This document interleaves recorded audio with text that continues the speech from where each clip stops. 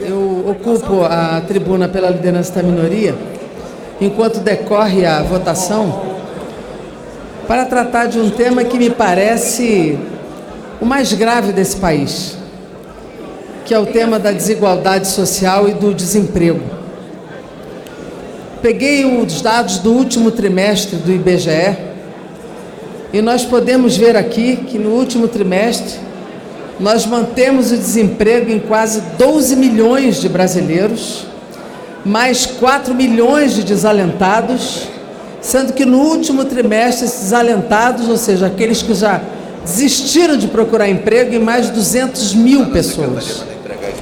Sem carteira, cresceram 180 mil. Trabalhadores por conta própria já são 24 milhões, sendo que no último trimestre cresceu 1 milhão de pessoas em trabalho por conta própria, sendo que desses, 19 milhões não têm qualquer registro, não são sequer os chamados microempreendedores individuais, ou seja, não contribuem para a Previdência. A renda, neste período, decorreu, nos nossos dados, os dados oficiais do IBGE, ela diminuiu em 4%.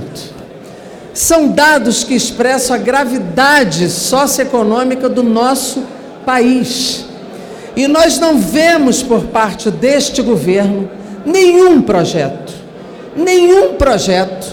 que aponte a possibilidade de solução. Ao contrário, tudo que é apresentado à sociedade brasileira é de piora deste quadro, de aprofundamento da desigualdade, de retirada de mais direitos, de retirada e de redução dos benefícios das aposentadorias, dos benefícios da Seguridade Social. O que nós vemos é a impossibilidade de aumento real do salário mínimo. Não vemos mais políticas públicas sendo alimentadas. Nós estamos vendo que a perspectiva da educação é uma perspectiva sombria. A saúde hoje continua nos dados como o setor de maior crise. Para o campo, deputado Wilson, a situação não é diferente. É de drama, sem recursos para a reforma agrária. Para as populações originárias, indígenas e quilombolas, não há recurso nem de demarcação, nem de fomento às suas atividades. Não há perspectiva de desenvolvimento. E aqueles instrumentos estratégicos da nação brasileira são as nossas empresas públicas. O que se aponta é a doação ao capital financeiro internacional, como as nossas empresas Eletrobras, as empresas de saneamento e a própria Petrobras e as suas subsidiárias. E eu faço aqui uma analogia com os nossos irmãos latino-americanos. O que é a situação hoje do Chile, se não o resultado objetivo de uma desigualdade que explodiu? O argumento muitas vezes aparece por o aumento da passagem de um transporte público, mas aquele caos que se estabeleceu, aquela convulsão social é resultado de anos da impossibilidade de sobreviver, da privatização de serviços públicos, de aposentadorias abaixo do salário mínimo e mais de 80% da população aposentada. É a aplicação da agenda do senhor Paulo Guedes. É essa agenda que explodiu e não deu certo no Chile, que ele quer implantar aqui a partir desse governo, que além de incompetente e inapetente, ele é autoritário. É essa agenda que querem trazer para cá. E eu quero aqui expressar a minha solidariedade ao povo chileno, que está morrendo nas ruas por uma repressão dura, por tiros, por repressão que já tirou a vida de mais de uma dezena de pessoas nas manifestações populares.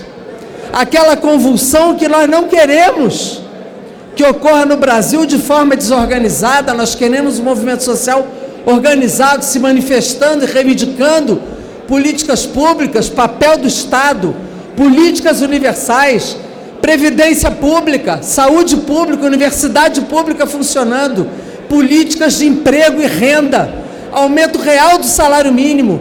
Isso é o que nós queremos ver aqui.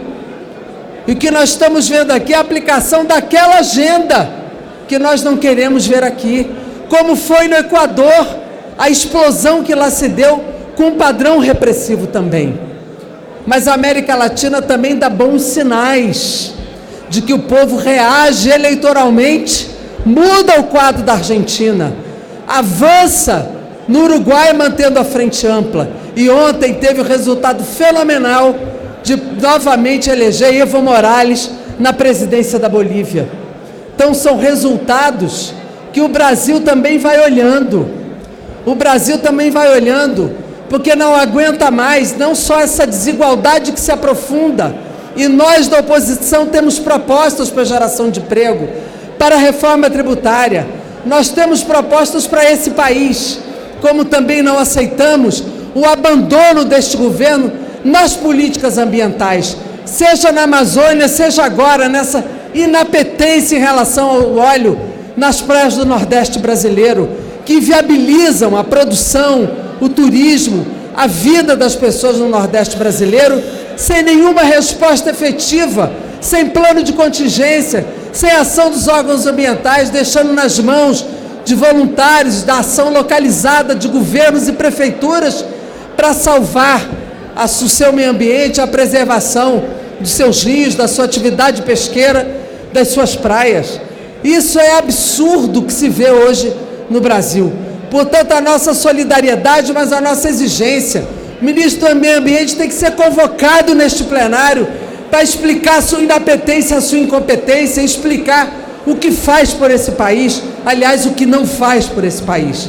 Nós precisamos superar a desigualdade, superar a incompetência, mas com democracia, com organização e com um levante popular que seja organizado, seja bastante bem dirigido e que mude a realidade de um país chamado Brasil. Toda a solidariedade ao povo chileno e aos povos da América Latina. Obrigada, presidente. Está encerrada a votação.